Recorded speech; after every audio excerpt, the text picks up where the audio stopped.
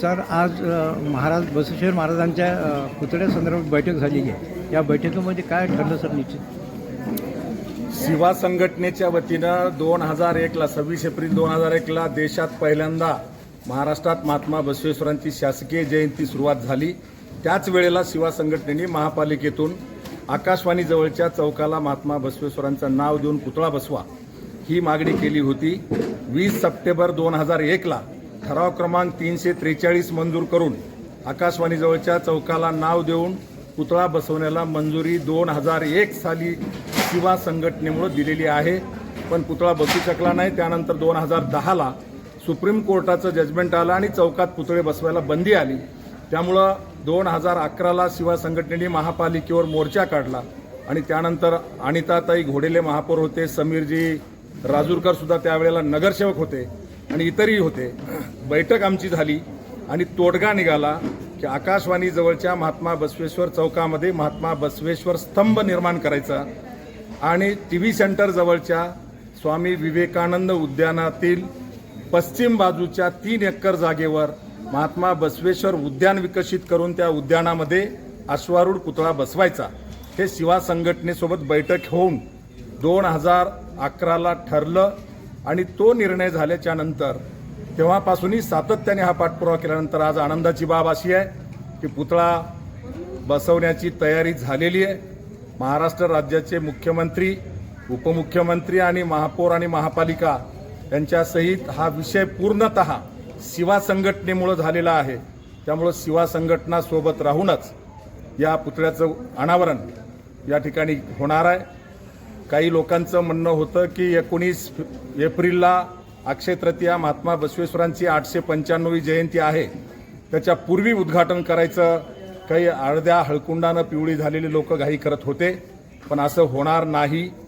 पूर्ण विकसित झाल्यानंतर, परिपूर्ण पुतळ्याचं काम संपल्यानंतर महाराष्ट्राचे मुख्यमंत्री, उपमुख्यमंत्री यांच्या उपस्थितीमध्ये भव्य दिव्य असा कार्यक्रम घेऊन पुतळ्याचं अनावरण करायचा निर्णय आज शिवा संघटनेच्या जिल्हा बैठकीमध्ये आम्ही केलेला आहे.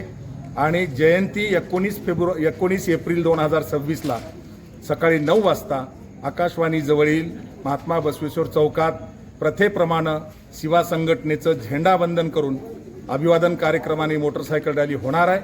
त्यानंतर जयंती संपल्यानंतर महिनाभर राज्यामध्ये शिवा संघटनेच्या वतीनं जयंती द्विपंधरवाडा साजरा होतो. त्याचा समारोप दरवर्षी मंत्रालयासमोरच्या यशवंतराव चव्हाण सभागृहात असतो. पण यावर्षी आमचा प्रयत्न असेल की किमान जयंती द्विपंधरवाडाच्या समारोपाला किंवा त्यानंतर योग्य वेळ काढून परिपूर्ण काम झाल्याच्या नंतर पुतळ्याचं अनावरण होईल. कुठल्याही परिस्थितीमध्ये जयंतीच्या पूर्वी 19 एप्रिलच्या पूर्वी पुतळ्याचं अनावरण शिवा संघटना होऊ देणार नाही.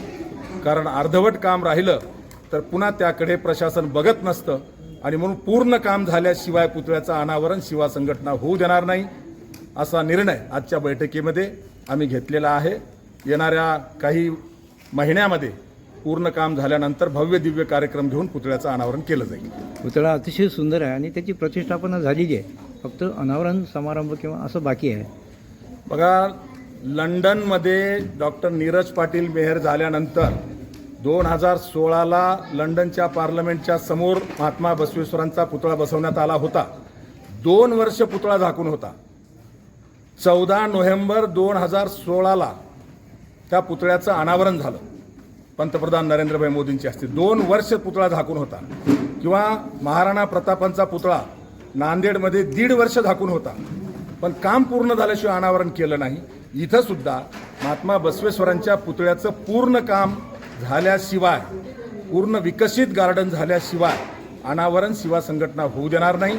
आणि येणाऱ्या 2 महिन्यामध्ये किंवा 3 महिन्यामध्ये हे काम पूर्ण व्हावं आणि त्यानंतर भव्य दिव्य कार्यक्रम महाराष्ट्राचे मुख्यमंत्री माननीय नामदार देवेंद्रजी फडणवीस, उपमुख्यमंत्री एकनाथराव शिंदे किंवा दुसऱ्या उपमुख्यमंत्री आमच्या पवारताई यांच्यासहित प्रमुख नेत्यांच्या उपस्थितीमध्ये गौरवानं हा कार्यक्रम केला जाईल असा निर्णय शिवा संघटनेने आज केलेला आहे. महानगरपालिकेचे प्रशासक, आयुक्त साहेब अतिशय कर्तव्यदक्ष आहेत आणि त्यांच्या नेतृत्वाखाली स्मारकाचं किंवा उद्यानाचं काम फार गतीनं होईल असं आपल्याला वाटत नाही का?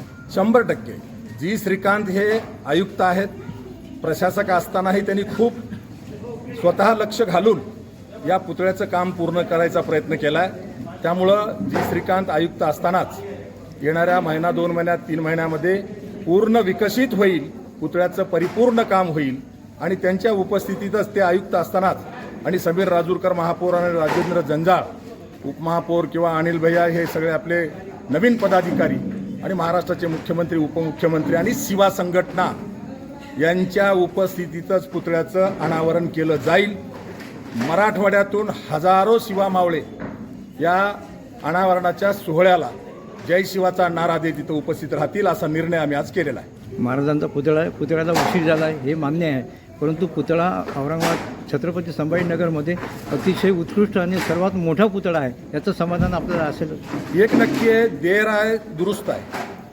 पुतळ्याचं अनावरण व्हायला उशीर झाला हे जरी खरं असलं तरी मराठवाड्याच्या राजधानीला साजेसा छत्रपती संभाजीनगर हे ऐतिहासिक शहर म्हणून या शहराला साजेसा पुतळा आणि स्मारक महात्मा बसवेश्वरांचं या ठिकाणी प्रशासक असताना जी श्रीकांतनी पुढाकार घेऊन उभा केलेला आहे. मला याचा सार्थ अभिमान आहे आणि अशा प्रकारचा पुतळा मराठवाड्यामध्येच नाही महाराष्ट्रामध्ये सुद्धा नसावा अशी माझी अपेक्षा आहे. आपलं पूर्ण नाव सांगा सर. मी प्राध्यापक मनोहर धोंडे, शिवा संघटनेचा संस्थापक तथा राष्ट्रीय अध्यक्ष या नात्यानं तमाम वीरशैव लिंगायतासह बहुजनवादी समतावादी भारतीय नागरिकांना मराठवाड्यातील जनतेला आवाहन करतो की जी पुतळा अनावरणाची तारीख ठरेल पूर्ण विकसित झाल्यानंतर त्या तारखेला ढोल ताशाचा गजर करत शिवा संघटनेचा जयघोष करत हजारोंच्या संख्येने सगळ्या मावळ्यांनी त्या कार्यक्रमाला उपस्थित राहावं असं आवाहन करतो. धन्यवाद. जय शिवा. Thank you sir. सगळे